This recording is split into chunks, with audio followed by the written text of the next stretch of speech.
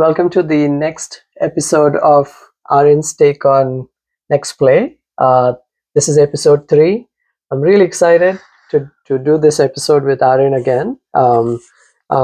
For our viewers, again, thank you for the love and appreciation to his new channel, and really appreciate that the channel is getting a lot of views and good feedback from people who are telling us that they really enjoy the statistics, especially for folks who are not following the game as much as Aarin does, and as the games are really coming to an exciting times. Would be great to continue this. And so, Aarin, could you please introduce yourself to the audience? Yeah, so hello guys. It's episode 3 now, and my name is Aarin, and I'm a student that loves math and, of course, basketball. I love basketball, not only basketball, but also sports. And I have the love for many other things, but those are probably my top 2 things, I would say. That's great, and I think what you're bringing to the audience, who are new to the game, including in a collective way, is really great. So just from the last week's episode, could you maybe tell us about the questions that you had asked? You had made some predictions. So the format of the conversation that we have has been where we go into details around some of the very exciting games that have occurred over a period of the last week. Aaron talks about some exciting plays and athletes, but then after that, he asks the audience some trivia, but also makes some prediction, which I think that's been something that a lot of viewers are really enjoying. In that spirit, please tell us about some of the trivia, the answers to those, but also how did your predictions really go?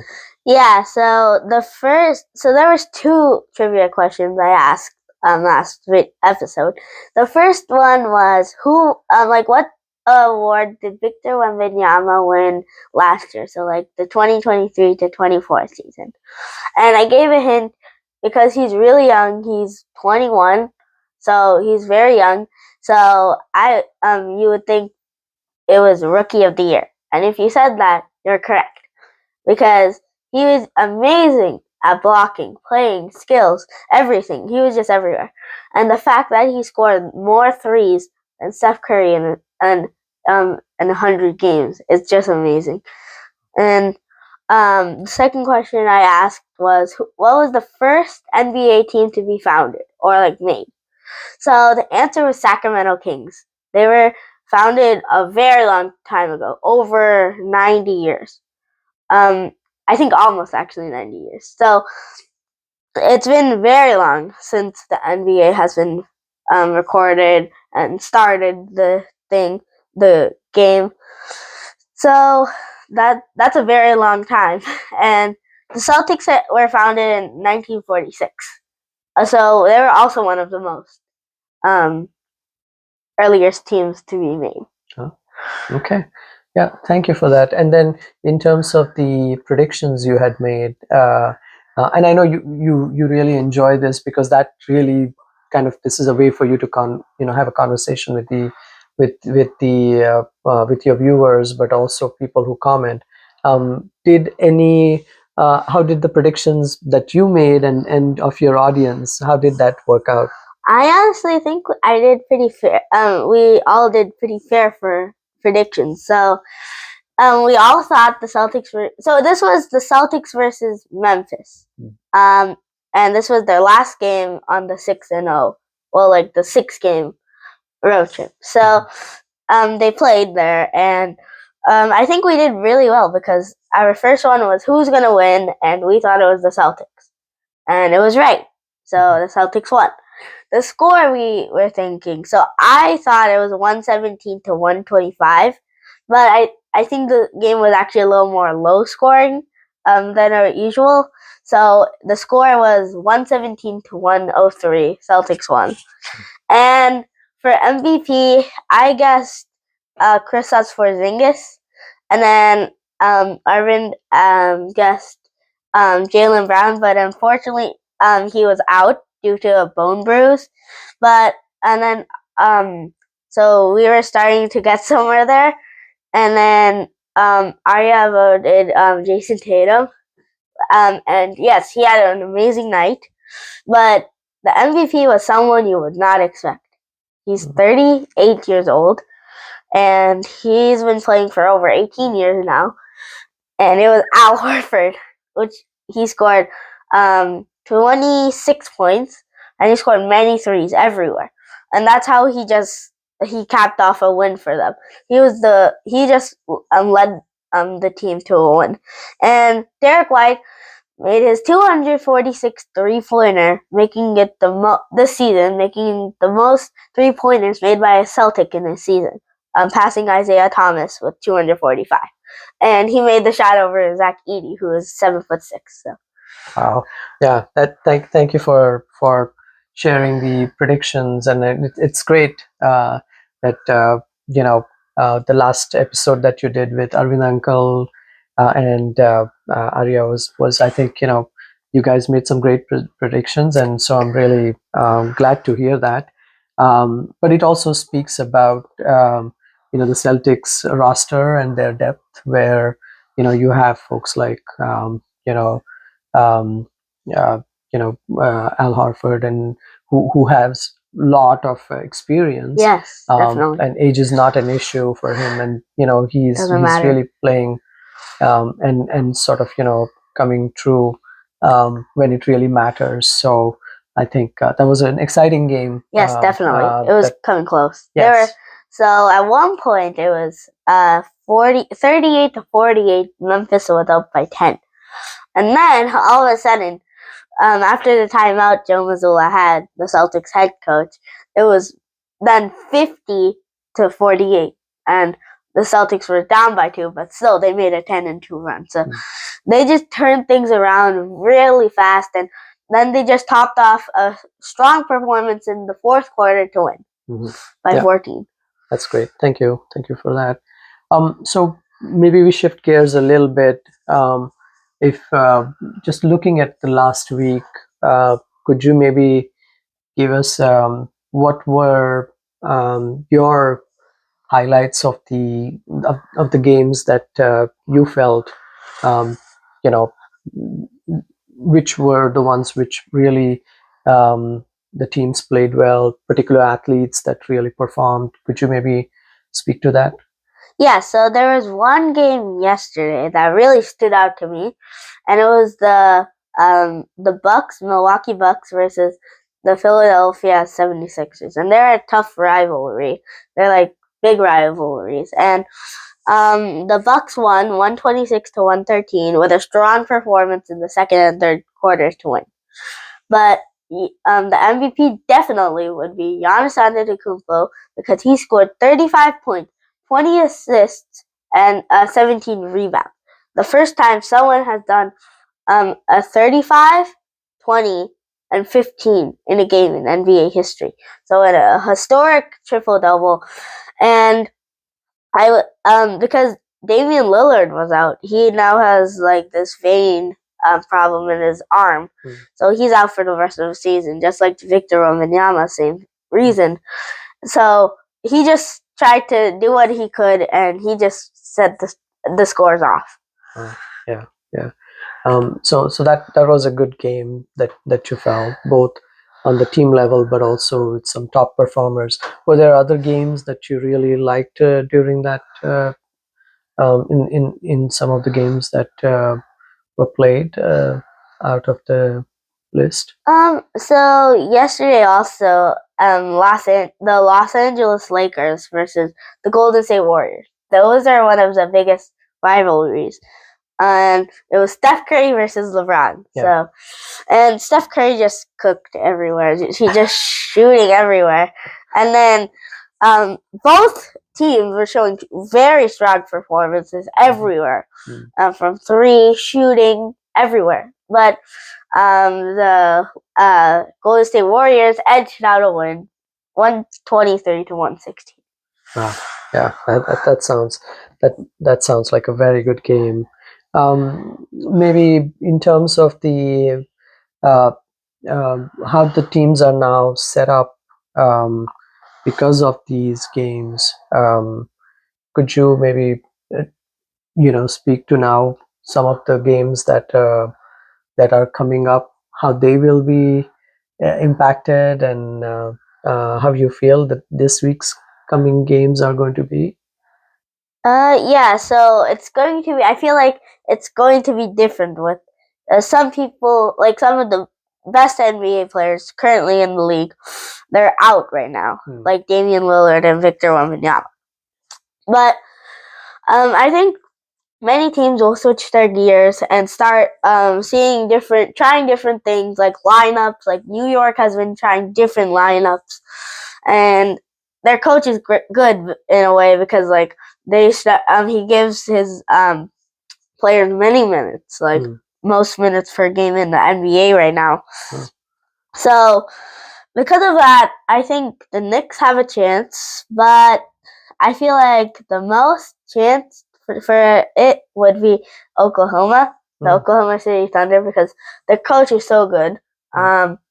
He just he used to be for the Celtics part of the head coach part, but he just was amazing. And the reason why they're such a good team is because he just organizes everyone in a type of way. Just like Joe Mazzulla always puts Peyton Pritchard as sixth man immediately in the first quarter. He does a simple routine with different parts and playing around with different players. So many of the teams, I feel like they can switch around what they can do and see what they can. Yeah, wow, so that's helpful in terms of understanding how team dynamics and coaches are organizing the current time to really prepare, hopefully, for some exciting games ahead.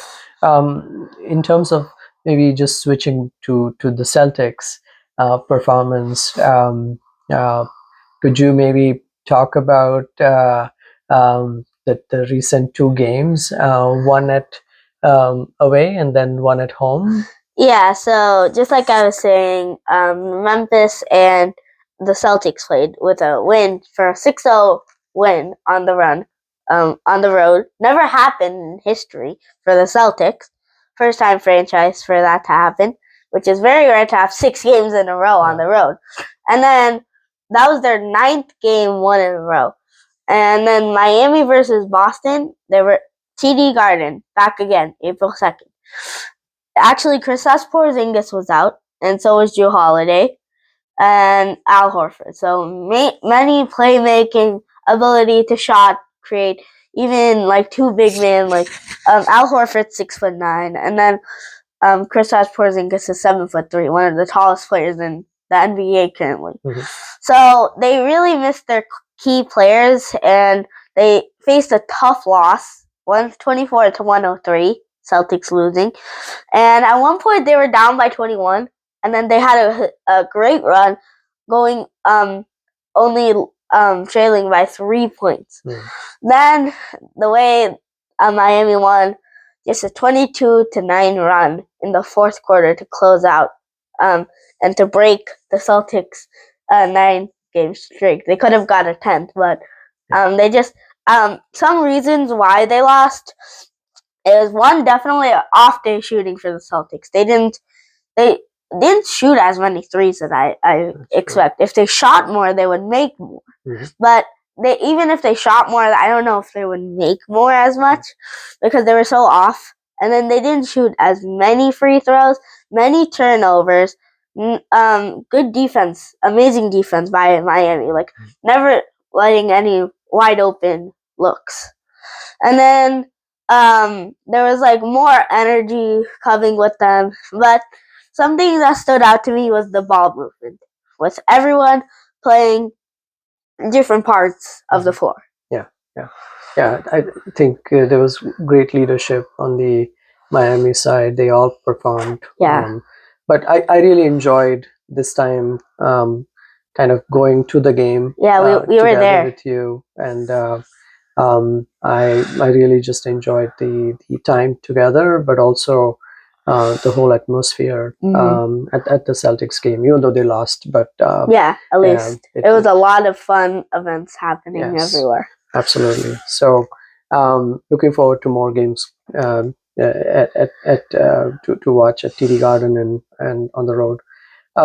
In terms of the um, upcoming games, could you maybe speak about the games that are coming for the Celtics, but other games that you're excited about? Yeah, so the Celtics tonight are playing the Suns, and they've already beaten the Suns once, 100 to 132, which was very recent.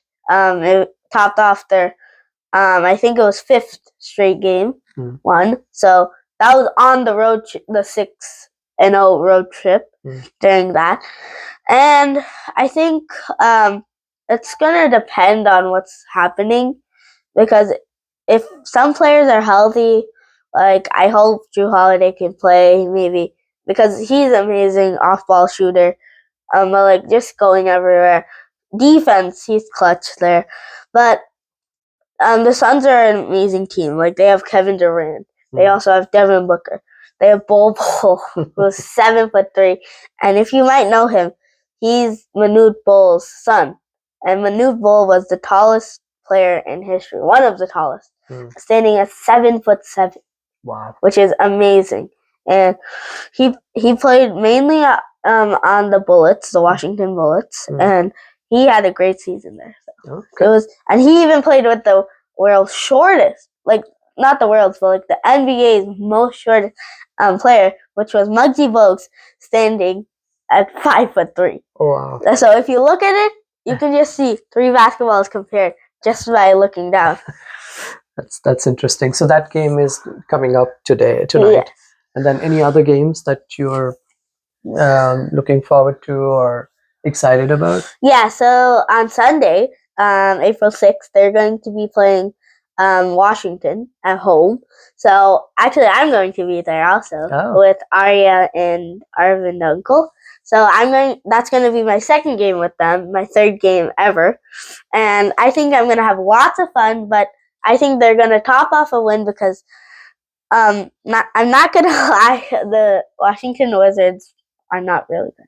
So they still haven't turned around what they've been doing, and because they lost Kyle Kuzma, and their only really good player is kind of just Chris Middleton, I would say, because he can shoot, so he's off the ball also, but they just haven't turned things around as much. Okay, yeah. So it sounds like you're predicting that the Celtics will win for the game. Any other sort of predictions um, for next week, or even for that particular game or other games? I think in a moment we'll be doing predictions for the Celtics versus Suns tonight. So we have some good predictions. We would like you to participate if you can, and anyone who's watching right now. So that would be nice if you guys wanted to join in. I'll be happy, and we can see. That's great. Sounds good. And then yeah, we could go to those, or maybe you want to talk about the trivia. Oh yeah. So the first one I'll be asking. I do not expect you to even get this first one. Is what NBA player has the most triple doubles in a career, and how many?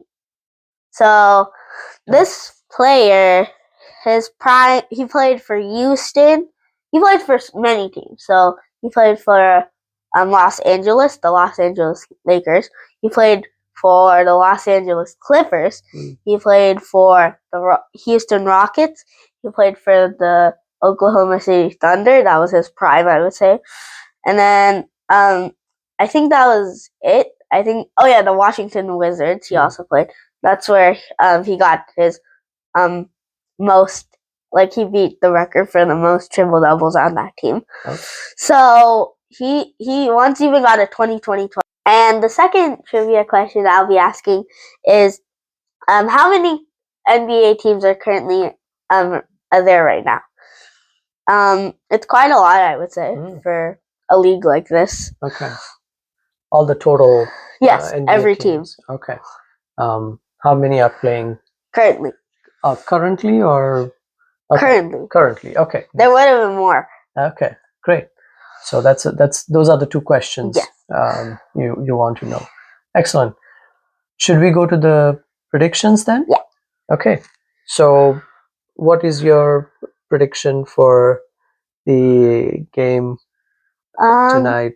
Yeah, so the Celtics are going to be playing the Suns. Yeah. Just like I was saying earlier. Yeah. And we have a different part of the three topics we'll be talking about is who's going to win, what's the score, and who's MVP of the game. Mm-hmm. So I'll just take my whiteboard right here. Yeah. And I already made the chart right here.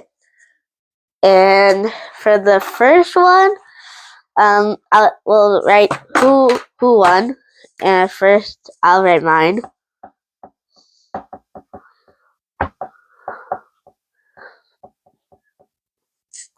And then what about you? What do you think? Yeah. Who do you think is gonna win? Okay, so both of us think the Celtics are going to win. And the score, I think it will be similar to the one I just did. So I think it's going to be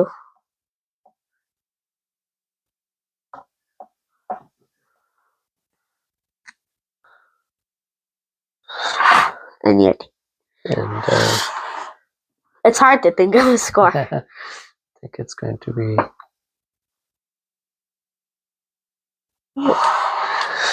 So, I think they're gonna win by 17, 108 to 125, and then 90 to 115. So a less scoring game by the Suns. That actually sounds predictable because that actually might happen. They're not. And then for MVP, I might just go regular here. It has to be from the team that was playing, like the team that won. Yeah. Oh yeah, and I wanted to tell you a very fun fact. Did you know Devin Booker scored 70 points against the Celtics? 123 to 133 they won. The Celtics won. Yeah. Okay, so both of us think the Jays, but different ones. I think it's gonna be Jason Tatum, maybe like the simple ones, and then Jaylen Brown. That's the different choice. So those are good picks, I would say, and we'll let you know which will happen next. Yeah. So I think this is going to be exciting. I'm really excited about all the games that are happening. Again, thank you, Aarin. Thank you. For it's been learning. Even the first few episodes we've been doing, this has been so much great education on a personal level, including folks who don't follow the game as much, and so this is exciting. Thank you so much. And before we leave, I just wanted to tell you, you guys should watch out for tomorrow, March Madness, Florida versus Auburn, and Duke versus Houston. It's for the Final Four, and whoever wins is going to go to the championship. So I hope you will speak about those games. Yes. I think because it's really coming to an exciting time. Also. So thank you again. Watch out for Cooper Flag. Okay. On Duke. Yeah. Excellent. So you're really excited about some players there. Could you maybe tell us a little bit about the players that you really are looking forward to, or maybe we want to talk about in the next episodes? I think the main player I want is Cooper Flag because I know he's going to put up a monstrous game. Okay. Because this is the Final Four, and they've really never gone this far like this. with Cooper Flag. He's getting drafted next year, so let's see what's gonna happen. And I'm excited for him. Excellent. So thank you again, Aarin. Really appreciate you doing this episode, and thank you for having me. Yeah, thank you. Thanks. Thank you. Bye. Hey guys, I am excited to bring you my new channel, Aarin's Take on Next Play. Please like, subscribe, and comment. Bye!